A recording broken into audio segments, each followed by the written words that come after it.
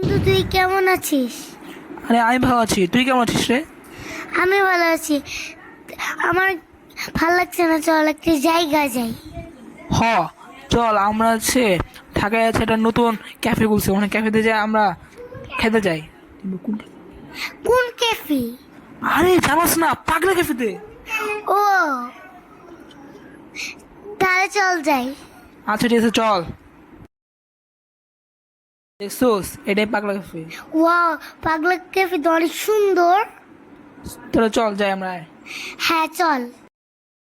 Few moments later. কি খাবি বল? আমি কফি খাবো। কোন কফি খাবি, কোল্ড কফি না হট কফি? আমি হট কফি খাবো। এটা ভীষণ কি? কি কফি ফুদে খেতে পারবি? কেন?